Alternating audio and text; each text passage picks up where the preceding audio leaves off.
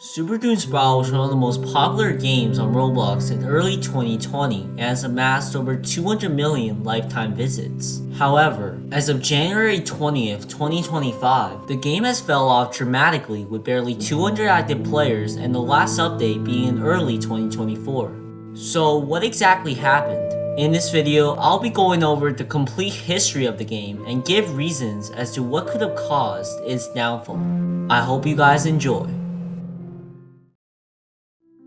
So, Super Doomspire was released on August 24th, 2019, but wasn't fully finished until November.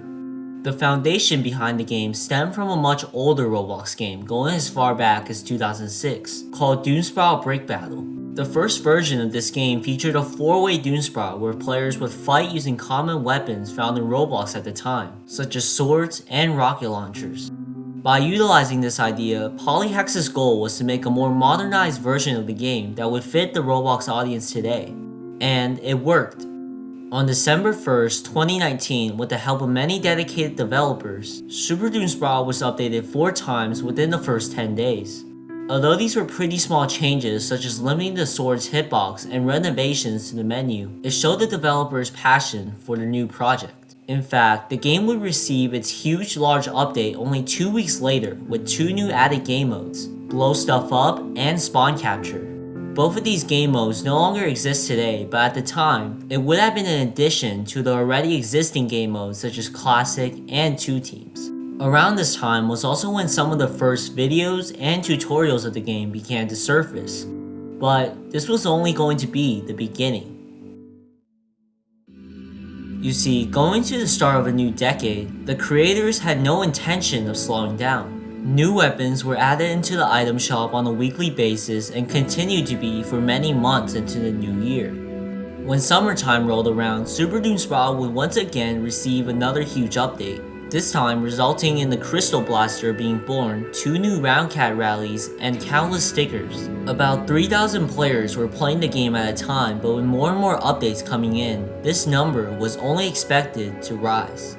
But approaching the end of 2020, the developers began to nerf many popular weapons such as the Shadow Set, Throwing Bombs, and Super Balls. This caused a bit of controversy at the time for many pros of the game as they now had to change their playstyle to adapt to these changes.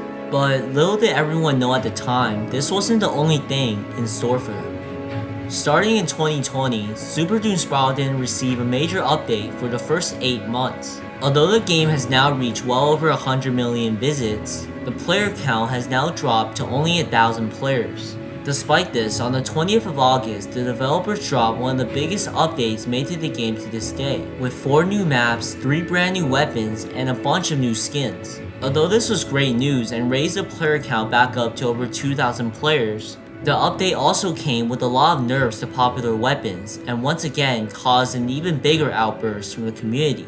By the 10th of September, there were now only 700 active players.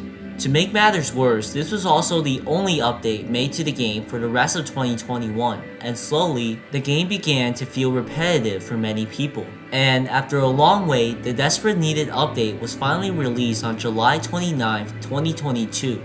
It featured a brand new Izumi map, new skins, and the Bamboo Buster.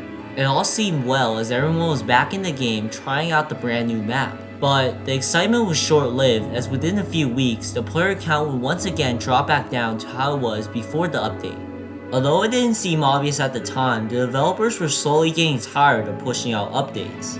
Furthermore, after this map was released, there hasn't been one out to this day. A main reason for this downfall could be the fact that Polyhex has slowly been shifting his focus to another game of his, called Find Everything since 2021, and doesn't seem interested in updating this game anymore. So that just about sums up Super Doomspire's history and what may have caused its downfall. Despite not having many updates, the game will probably continue to hang on for a couple more years to go. But in terms of popularity, it will most likely never go back to the way it used to be. With that being said, thanks for watching, and I'll see you all in the next one.